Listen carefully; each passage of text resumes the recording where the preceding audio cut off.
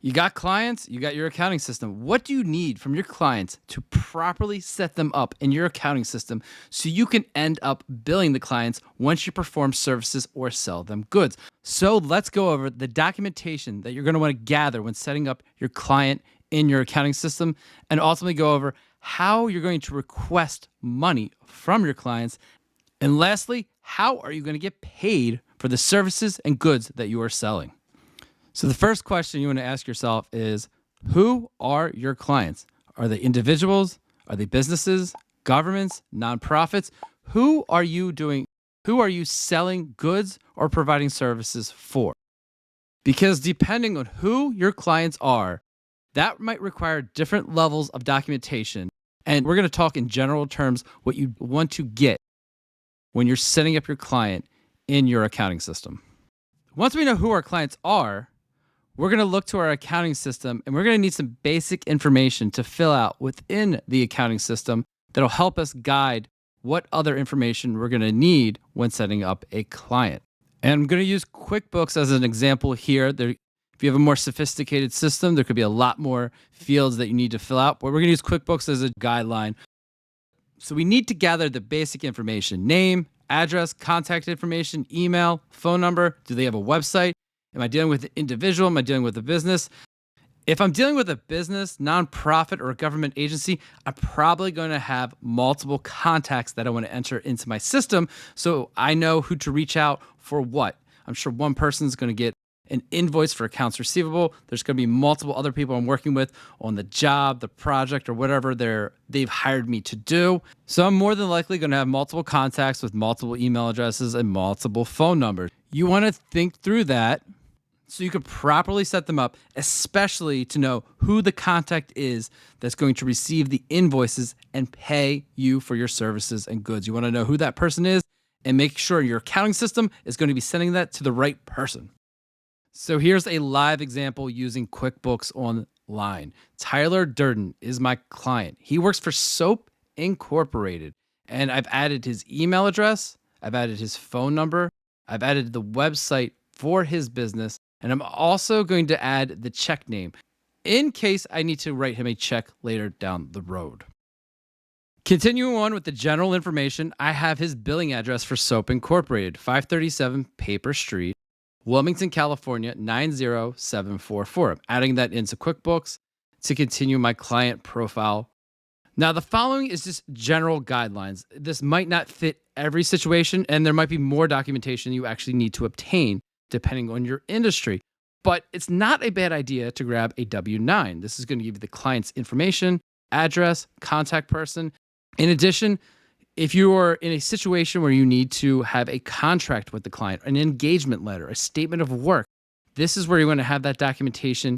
And once it's signed, save it into your accounting system, save it into a folder system.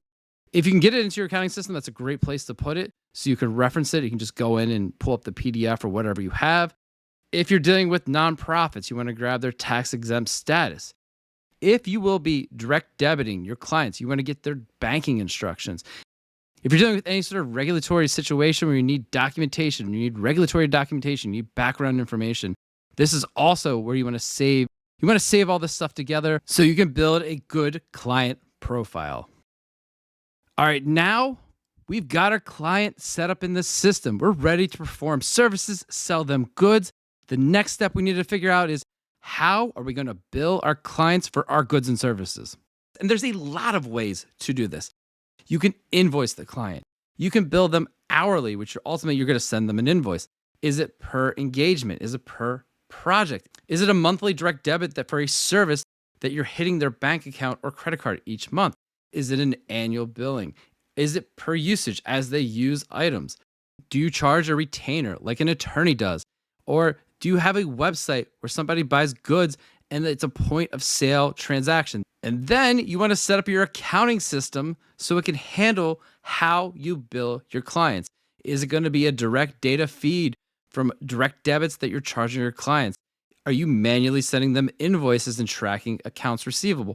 You're going to want to take how you're billing your clients and then adapt your accounting system to best handle that data so you can recognize your revenue, collect accounts receivable, and just make sure you're staying on top of all your clients and the billings to make sure you get this next step, which is collecting the cash.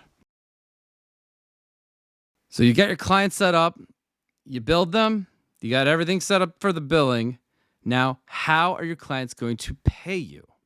There are so many ways to get paid these days. Some are expensive, some are cheap. Let's talk through some of our options on how to get payments for our goods and services. The first one is cash. Cash is great. It's the cheapest way to get paid. You have literal money. It can be a headache if you're dealing with massive amounts of cash and then making sure you're securely and safely getting it into your bank account and dealing with just having a lot of cash on hand. That presents itself with some complexities if you're dealing with a lot of cash. Then you have your electronic forms of payment. ACH, this is bank-to-bank transfers, usually takes 1 to 2 days. You have wires, very expensive to send, but it happens very fast. Then you have the online services like Venmo, PayPal, Apple Pay. These are super convenient for clients and customers. However, it's going to be one of the more expensive ways for you to get paid. Then you have the credit options. A lot of companies, a lot of people like paying with credit cards. How are you going to accept credit cards? And who is going to pay the credit card transaction fee? Is it the business owner? Is he going to eat all those charges? Or will you pass it on to the client? I've seen it done both ways, but it really needs to be industry specific. Some industries can get away with it. Some industries cannot. You gotta be really careful with the credit card companies to make sure you're following their rules and regulations and their terms of service, because if you fail to follow those, you can lose your ability to accept that credit card. I do want to mention there are credit options depending on your industry, and if you want to offer them, maybe your client wants to make monthly installments. You see furniture companies, maybe like you see car companies, you finance cars over a long period of time. Financing might be an option to help clients pay for your goods and services over a period of time where they can make monthly payments. I'm not going to go into any greater detail than that, but that is an option you can offer. All right, well, that's some general guidelines for when you have clients, what sort of documentation you're going to want to gather, how you want to think about billing your clients, and ultimately, how are you going to get paid for your goods and services. I hope you learned something from this video. I will see you in the next one. Have a good rest of the day. Take care, and goodbye. Yeah. Yeah. Yeah.